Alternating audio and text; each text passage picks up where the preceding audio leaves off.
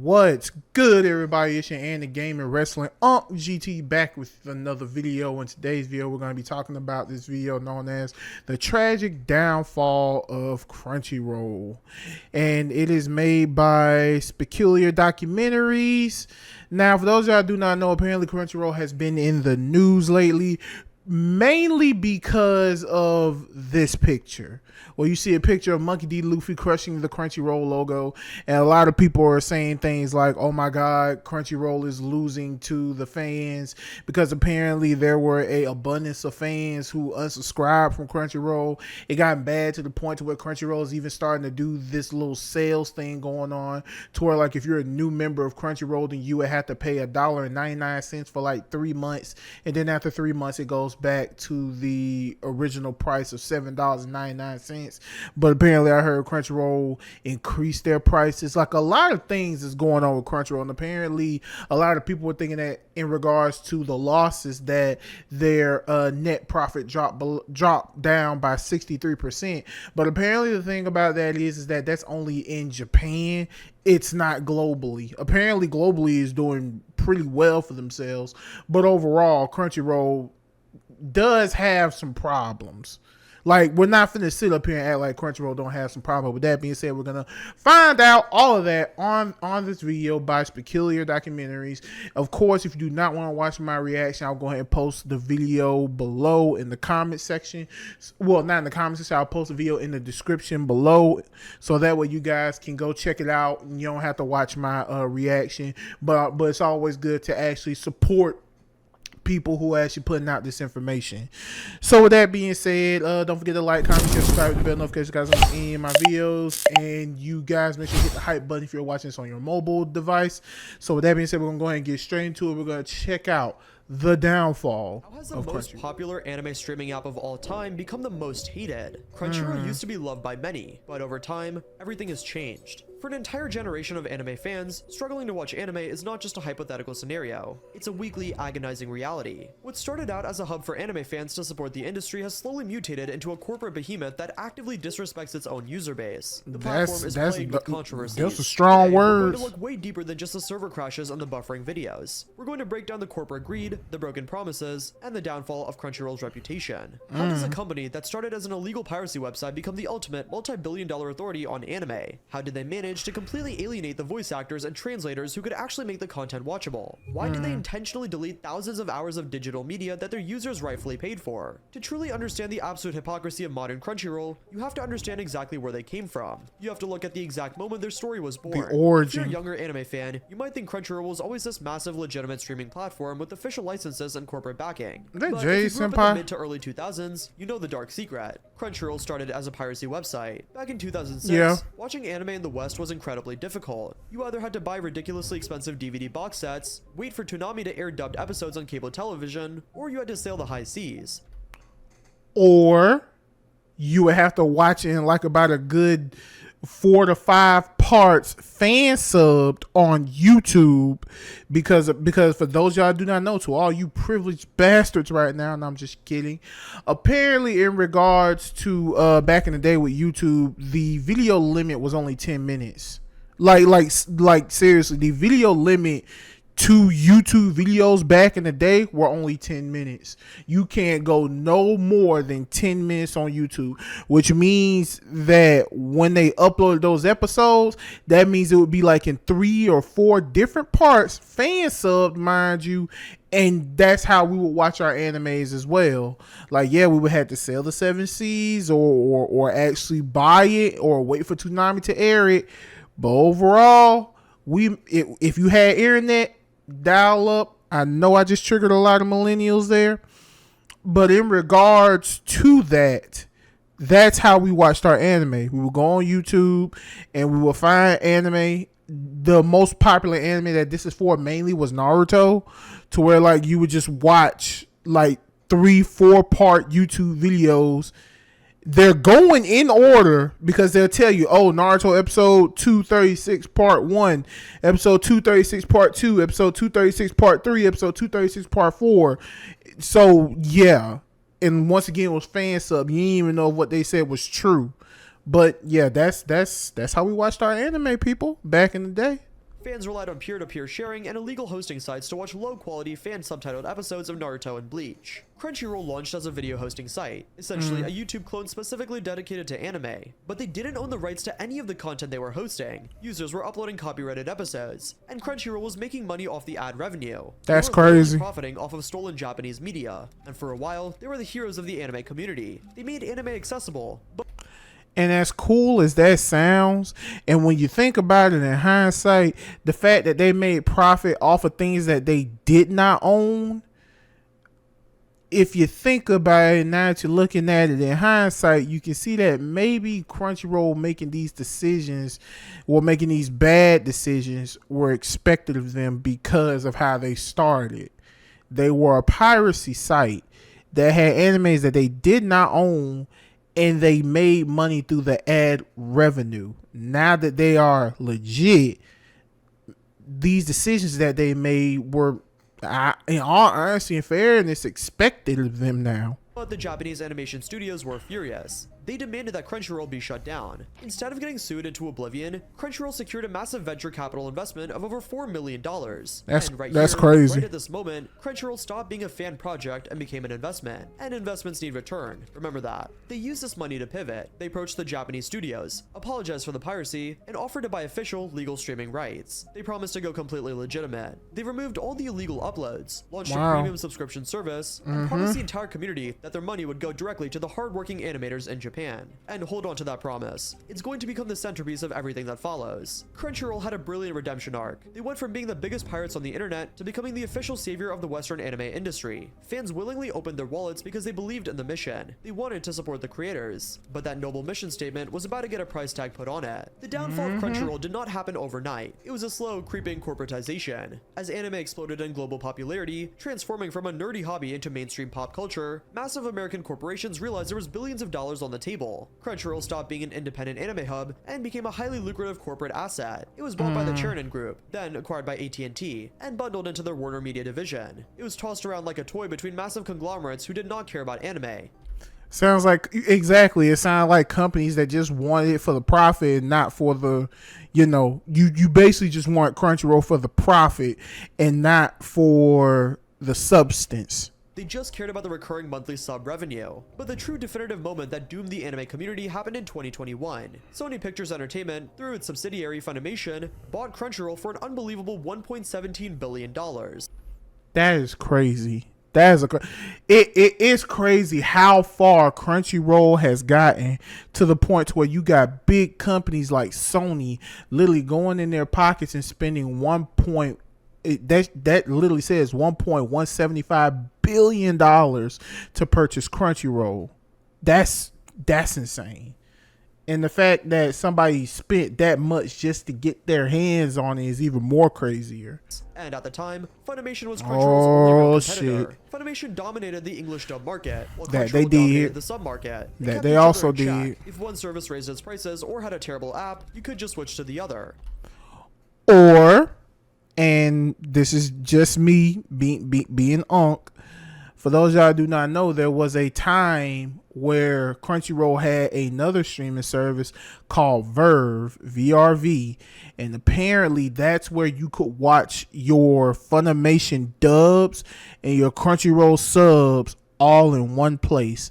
But I think something happened because there was some type of controversy going on with Funimation, to the point to where Funimation bowed out from Verve and Funimation got replaced with High Dive. Now, mind you, High Dive wasn't really jumping or popping like it was, but it was an okay substitution. And then all of a sudden, Crunchyroll was like, "You're not gonna watch on Verve anymore. You strictly gotta watch your anime on Crunchyroll." Because in all honesty and fairness, that's how I used to watch my anime back when it was available. Verve, I fucking miss Verve. Verve was shit.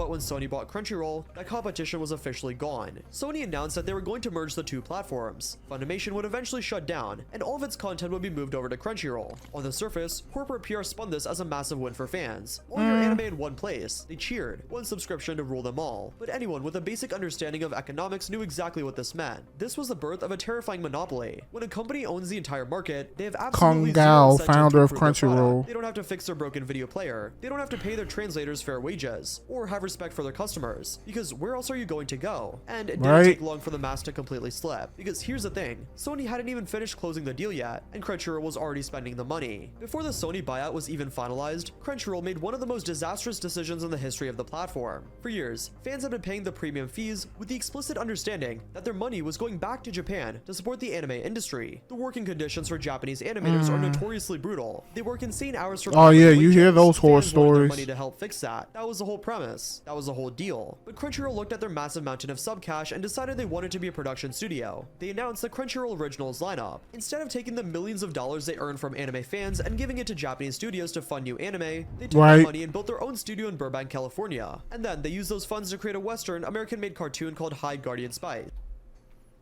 Oh my god. Fucking High Guardian Spice. Bro. Now, here's my thing, and it may sound controversial, whatever, but the simplistic fact that Crunchyroll's promise originally was to take the money that subscriptions funded and send that money back to Japan animators and creators so that they can fund more anime over to us was very promising. Now, here's my honest opinion about this, because at the end of the day, Crunchyroll at this point is conglomerate, it's bigwig, it's a company. And the one thing I learned in business class is the number one objective for a company or a business is to make money. They do not give a damn about your feelings. All they care about is that green dollar in your fucking pocket. That's all they care about.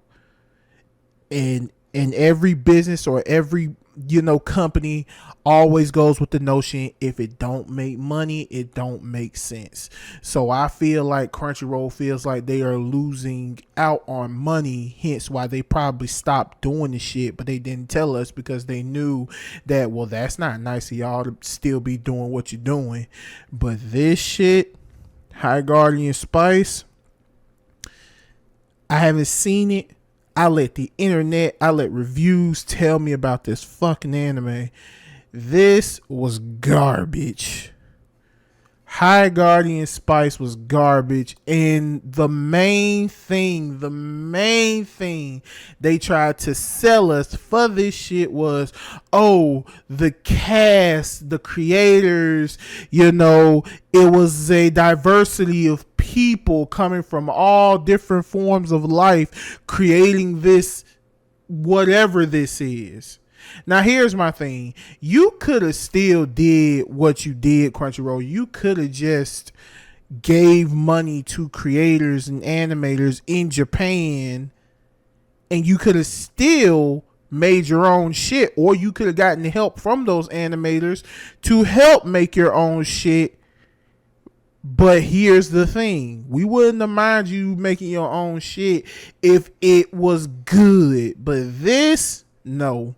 From the animation to the voice acting to the plot is just ridiculous. I was not a fan of High Guardian Spice at all, and I didn't bother watching that shit. When the trailer dropped, the internet exploded in anger. The show looked incredibly cheap, the animation was stiff, the art style was generic, and it looked absolutely nothing like the Japanese anime that the users were actually paying for.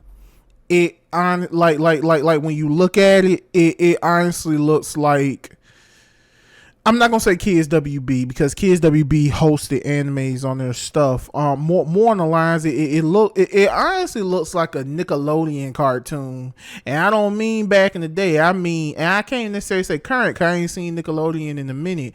Like, I haven't had cable since I moved out of the house, and I was 19. So in regards to this, it looks like something from Nickelodeon.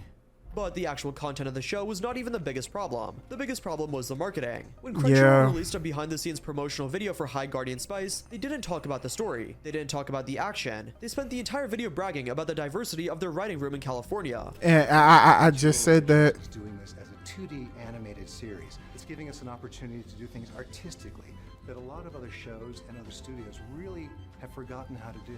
They were incredibly proud of themselves, but the community felt betrayed. Millions of users realized the money they thought was supporting overworked, underpaid Japanese animators was actually being funneled into a vanity project for American writers in Los Angeles. Which was High Guardian stupid. Spice premiered to absolutely abysmal reviews. It was universally mocked, and it stands as a permanent monument to everything fans feared about the Sony acquisition. But here's the part that makes it even worse. While Crunchyroll was blowing fan money on a cartoon nobody asked for, they were simultaneously treating the actual human beings who make anime watchable in the West like they were completely disposable. You'd think that a multi-billion-dollar company that monopolizes an entire entertainment sector would at least take care of the people who actually produce the content, the translators, the subtitle creators, and the voice actors that are absolutely the backbone of the Western anime industry. Without them, the content is inaccessible. But Crunchyroll treats these vital workers like absolute garbage. Let's Hold on, wait a minute. That are absolutely the backbone of the Western I need to read that. Without them, the content is inaccessible. But Crunchyroll treats.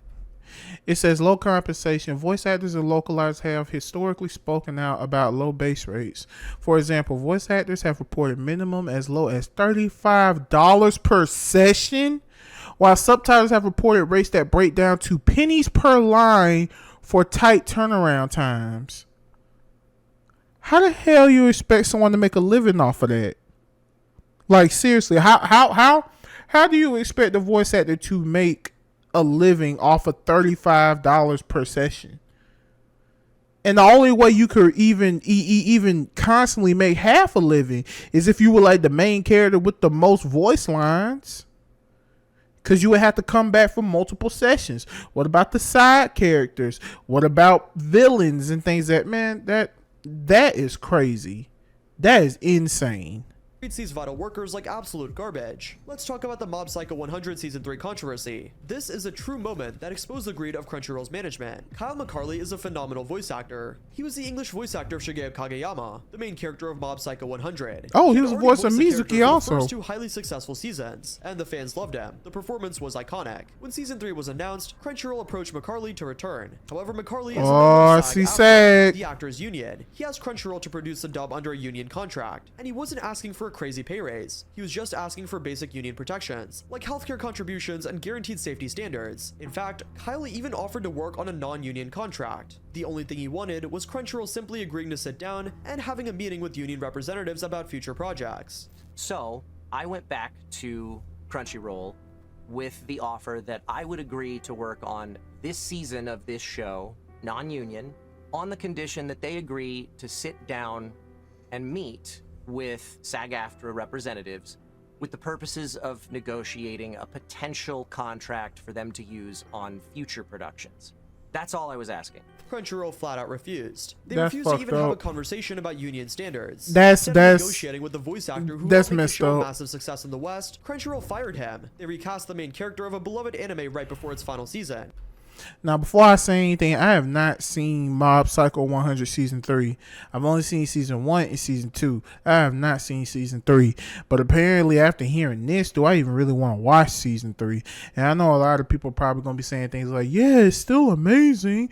I mean, it doesn't sound like the voice actor got replaced easily or things that, like, no, I don't know. I'm actually upset about this because the thing about it is, for those that do not know, I have an associate's in theater, which means I can do things like voice acting and stuff like that because I have some type of credentials to where I actually worked on things where I was a different character and things of that nature.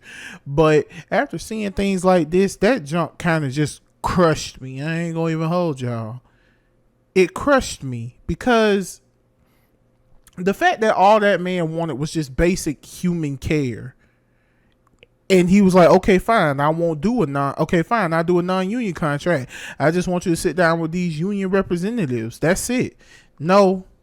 Since you can't work the way we want you to work, then we'll just fire you and we'll put somebody else in because anybody will take these jobs. Because it looks like at this point the voice acting job is thirsting for new talent. entirely because they didn't want to acknowledge basic labor rights. And the community was once again outraged. Other voice actors began coming forward, exposing the reality of working for Crunchyroll. They revealed that the company notoriously pays some of the lowest rates in the entire voice acting industry. That's Fans later crazy. came forward on Twitter, explaining that they're paid absolute pennies to accurately translate complex Japanese dialogue on tight deadlines, with zero royalties and zero job security. That's Crunchyroll even charges a premium crazier. price for their service, but they actively exploit the laborers who create the localized content. Now, you might be sitting there thinking, okay, that's bad, but at least I still own the anime I already paid for. They can't take that away from me. About that. Now we arrive at one of the most infuriating decisions in modern streaming history, the fallout of the Funimation merger. When Sony announced that Funimation was shutting down and migrating to Crunchyroll, they promised a smooth transition. They promised users that their accounts, their watch histories, and their content would all be moved over. But there was a massive glaring exception. For years, Funimation sold physical DVDs and Blu-rays that included a digital copy code. It was I did not exactly know like buying a that. movie on Apple TV. You bought the physical disc, you typed the code into the Funimation website, and you legally owned a digital copy of that anime in your Funimation library forever. People spent hundreds, sometimes thousands, building massive digital collections of their favorite shows. And in early 2024, Crunchyroll sent out an email that effectively told those users to go screw themselves. Crunchyroll announced that when the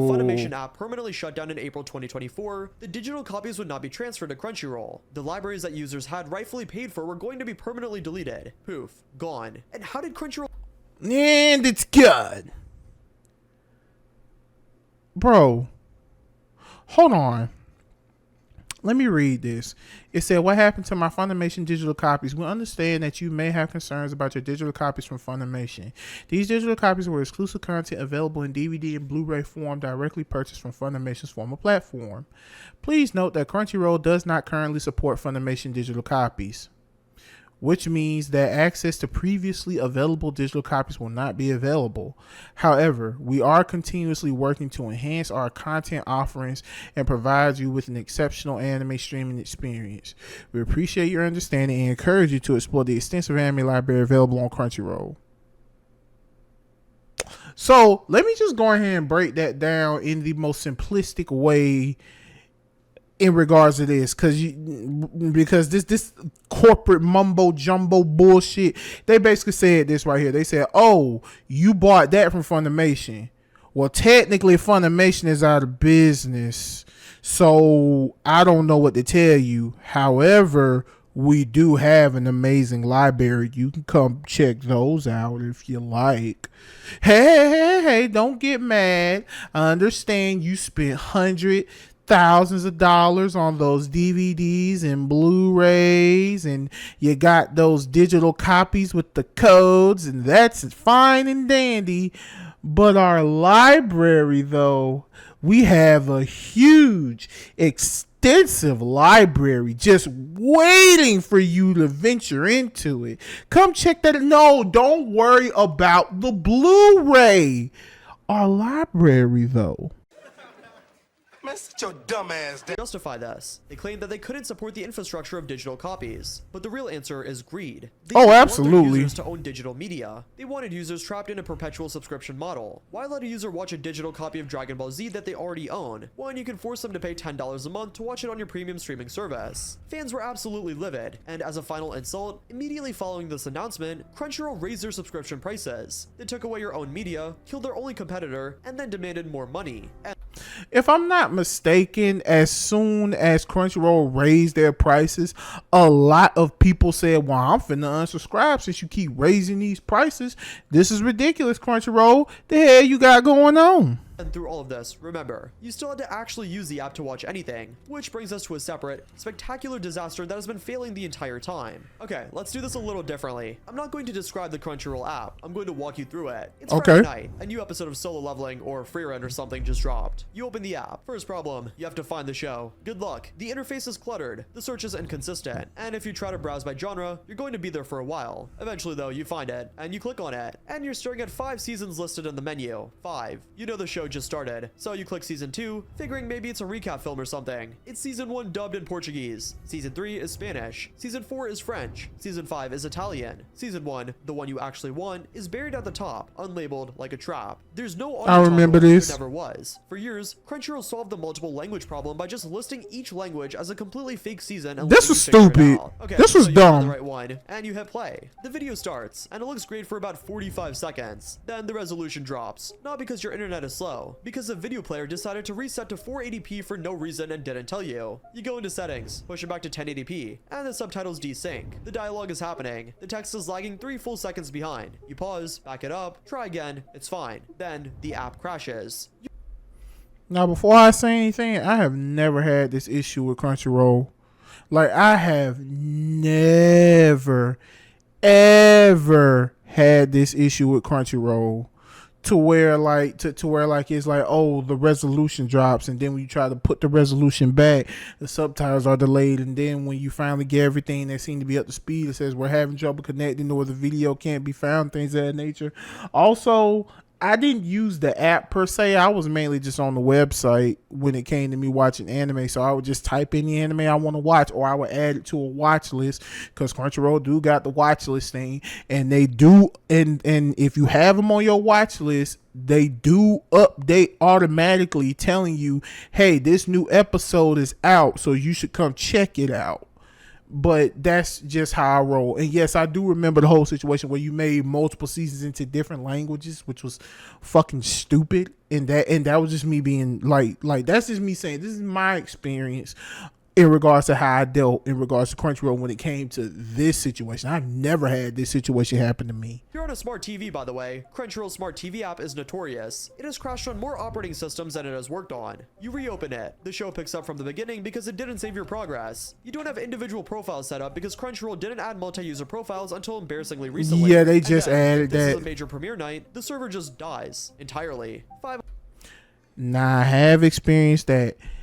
And to all my people who can attest to this, do y'all remember that episode of Dragon Ball Super where Goku went Ultra Instinct for the first time? If you was not on the app in time, you could not get in. Because so many people were getting on the app to watch that moment, even if you wasn't trying to watch that episode of Dragon Ball Super. You just wanted to watch some anime, but you couldn't because the website, like the website was shut down. This recently happened when Luffy went Gear 5, Joy Boy. Same thing.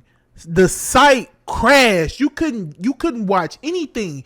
Even if you did not, like, even if you wasn't trying to watch that episode of One Piece. When that happened, that irked me. I ain't gonna lie. That happened to where, like, oh, this episode of Dragon Ball Super is where Goku finna go Ultra Instinct for the very first time. Website crash. You couldn't even go on the website. You couldn't go on the app. You couldn't watch anything. The crazy thing about it was, and once again, like I reiterated, it didn't even matter if you wasn't even watching Dragon Ball Super. Everybody just came in at the same time to watch this shit.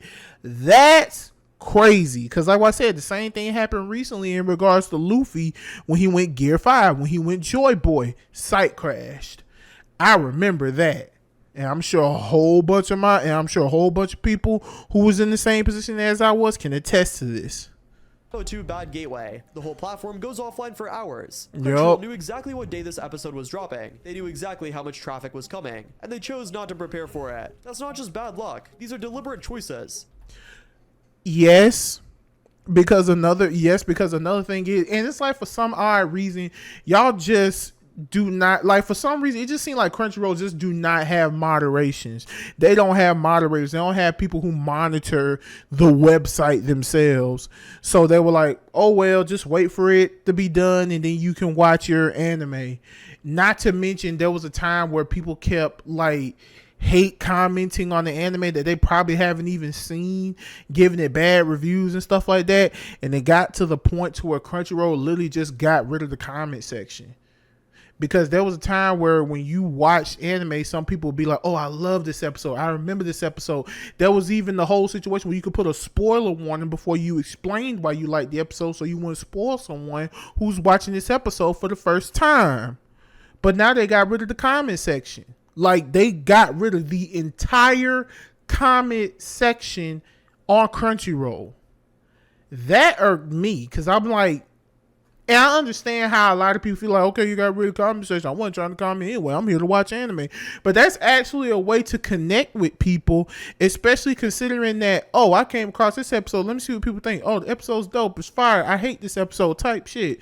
So in regards to that, that's why I'm more on the lines upset with it, because of the simplistic fact is that this is how you can make this is how you can make a connection with people. But you got rid of the comment section. And it's like what I said, it's like what the video said, these ain't glitches, these are deliberate choices.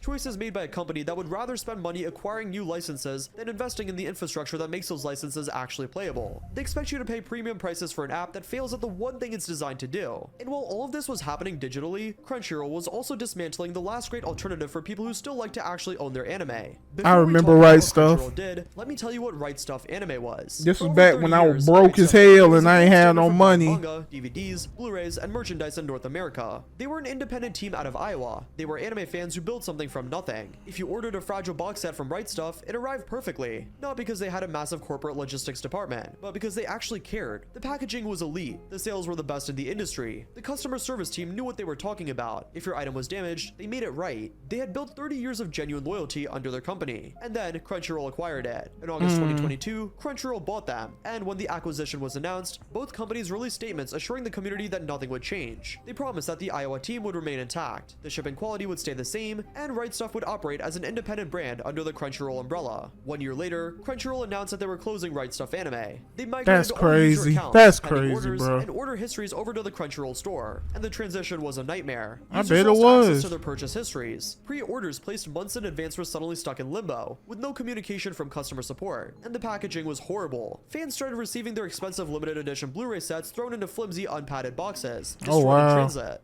They were able to put everything in there without any packaging material. Well, there should always be packaging material, guys. There should be something like bubble wrap, all right? Bubble wrap, right? Something like that inside the box, all right? Because stuff moves around. Well, there was a little bit of air in the box, all right? Little bit of area that, and they didn't even put any packaging material on it, all right? The Crunchyroll store's customer service ignored complaints, refused refunds for damaged items, and made it clear that media collectors were not a priority. But the most insidious part of the Right Stuf acquisition was the censorship. Right Oh. Stuf Anime was an independent retailer, which meant they sold adult-oriented, erotic anime and manga. They carried 18-plus content that was vital to a massive subset of the industry. When Crunchyroll shut them down and moved the inventory to their own store, they permanently banned all adult content. And because Crunchyroll is owned by Sony, and Sony has strict corporate policies regarding that material, thousands of physical media items were completely erased from the primary North American market. Independent publishers, who relied on Right Stuf to distribute their mature content, were suddenly left with nowhere to go. Crunchyroll lied to the community, killed a beloved 30-year-old independent business, and enforced corporate censorship on physical media. And all of that, every single thing we just covered, was about what Crunchyroll was destroying, what fans already owned, what had already been built. But while they were tearing all of that down, they were quietly starting to destroy something else entirely, the content itself. Oh, this brings us hell. to the present day, and the absolute darkest consequence of everything we've talked about. Now, we've already established something. Crunchyroll refuses to pay human translators and voice actors a union-protected wage. But even paying them pennies is apparently too expensive for Sony's corporate execs.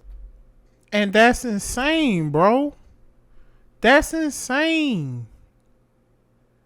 Like that's... And that's the problem with some of these big wig corporations. Y'all just do not treat y'all workers like people. Y'all treat them like machines.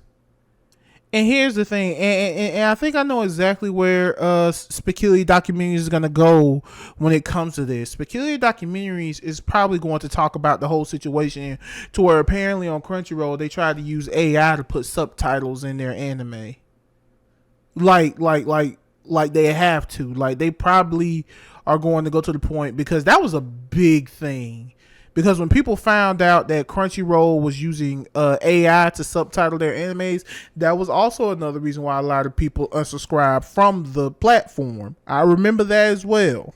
Because, and think about it, is Crunchyroll did a whole thing where they were like, this is not what we're doing. This is not what we're doing. It's not official. We're just testing it. Don't look, dog. I don't understand. Like, you are a multi-billion-dollar company. I don't know why in the hell it's just so hard to have human decency for people who honestly does this for the love of the game. Most people don't even do this for money. They do this because they love what they do. And that's passion.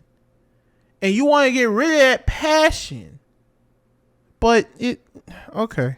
Over the last couple of years, there's been serious documented controversies about AI being used in Crunchyroll's localizations. And this is not speculation. The community has receipts. In 2023, fans watching Zom 100, Bucket List of the Dead on Crunchyroll, started posting screenshots of subtitles that felt completely wrong. Not wrong in a the translator made a stylistic choice way, wrong in a mechanically generated, emotionally hollow way. Lines that were technically accurate word for word from Japanese, but completely missed the register, the character voice, and the context. One character's panicked, frantic speech was rendered in the same flat, neutral tone as expository dialogue. The kind of mistake a human translator, someone who watched the episode, understood the scene, understood who was speaking and why, would never make. All them Mistake periods. a language model makes when processing text without understanding it. Fans immediately flagged it. Screenshots went viral, and the response from Crunchyroll? Silence. And it's not just flat dialogue. There's been multiple instances of closed captions for English dubs being generated by automatic transcription software, typos included, not reviewed, not corrected, just automatically transcribed and published. Words misheard by an algorithm,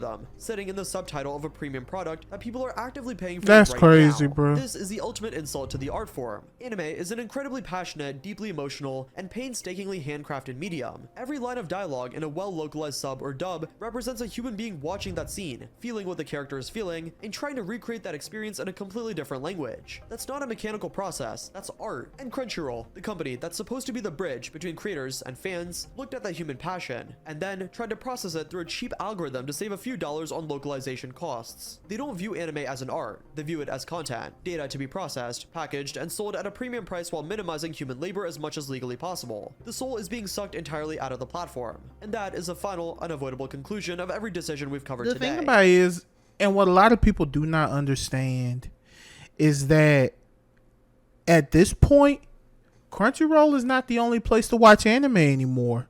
And Crunchyroll feels like they are, though. Crunchyroll feel like, oh, we got the biggest anime library, so you gotta stick with us. Not true. And just because you have an abundance of shit doesn't necessarily mean it makes your platform good, honestly. Like, the one thing, so I made a video. Well, I didn't necessarily say I made a video. I made a topic, and it was like and I remember I did like a clip from my podcast where I talked about that Crunchyroll has competition. Crunchyroll now officially has competition. Even though a lot of people don't count it, you got Netflix, you got Disney. And even though I shat on it in the beginning, I will fully apologize now. You got High Dive. Oh yeah, I forgot about High Dive. And here's the thing. Because High Dive got one of the most popular animes that's even nominated for dozens of awards at the Crunchyroll Anime Awards, and that's Oshinoko. So Crunchyroll got competition. I don't care what nobody say. Y'all can say whatever you want.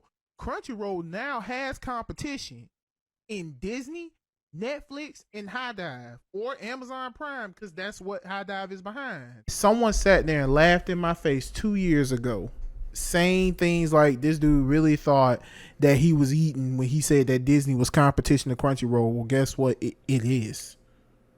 It's competition to Crunchyroll. Because, for one, when I found out, because first of all, Disney was like, okay, well, we're going to get the rights to Tokyo Revengers. Okay. You're putting your hat into the anime game. And that was when they announced this. Disney Plus is like, we are getting the rights to Bleach 1,000-Year Blood War. Bruh. You can't watch Bleach 1,000-Year Blood War on Crunchyroll. You can only watch it on Hulu in the States and Disney Plus everywhere else. Like, no, but when I found out that Disney did that, I'm like, oh yeah, absolutely. And the thing about it is that Crunchyroll has competition. And the reason why I say that is because why is it that you have this thing called the Crunchyroll Awards, yet you include animes that's not even on your platform? You included animes that were on Netflix. You included animes that were on High Dive. You even included animes that was on Hulu. but it's the Crunchyroll. At first, it was the Crunchyroll Awards. Now it's just the Anime Awards. And Crunchyroll, you're presenting it. Whoop de fucking do. But as I have stated, it has competition. And some dude like, well, give me an example. How does it have competition? Well, first and foremost, considering the fact that High Dive has the ownership of Oshinoko, which is when the first episode aired, it was one of the most viewed episodes ever. It even toppled Full Metal Alchemist Brotherhood for a couple of weeks. Same thing with Bleach 1000-Year Blood War. If I'm not mistaken, didn't the Cyberpunk anime get Anime of the Year a couple of years ago? So yes, Crunchyroll has competition. And the thing about it is, Peculiar Documentaries also didn't mention anything about Crunchyroll also getting rid of all the pirating sites, knowing damn well Crunchyroll was a pirating site to begin with, which is crazy. Because I looked on the internet, people were like, my site's gone, I can't watch the anime I want to watch, and things of that nature. Because the thing about it is, with me, sometimes I gotta sell the 7 Seas, and apparently Crunchyroll has not gotten to my website. What website is that? I'm not telling. I'm gatekeeping this one. I'm sorry, I'm gatekeeping this one. You can call me whatever you want, but I'm gatekeeping this one. Sorry. This information will not be shared. But either way, it is what it is. Because like what I said, at the end of the day, Crunchyroll is now a business. And what is the main objective for a business? To make money. They don't give a fuck about your feelings. They don't give a fuck about how you feel personally. All they care about is that green fucking dollar. But like what I said, like what I said, in regards to the whole situation of Crunchyroll having competition, because they do. When I found out that Disney Plus got the ownership for Bleach 1000-Year Blood War, one of the big 3 animes, and not only just one of the big 3 animes, but the continuation of that big 3 anime after a long ass hiatus. Okay? Now we got Michigo Kurosaki from Bleach, and you're watching Disney Channel. Dun, dun, dun, dun. So I like to the person who laughed in my face, how you like me now? But with that being said, guys, but with that being said, guys, you already know this your Anna Gaming Wrestling GT. Brought you guys another video. Of course, I'm once again posting the video in the description if you do not want to watch my reaction. And of course, comment below. Tell me what you guys think. Do you guys think this is truly the tragic downfall of Crunchyroll, or do you feel like Crunchyroll can bounce back? But with that being said, you guys have yourselves a good one. Once again, like, comment, share, subscribe, hit the bell notification, guys. I'm seeing my videos, and of course, hit the hype button if you're watching this on your mobile device. It's Aunt GT, and I'm signing out. Peace.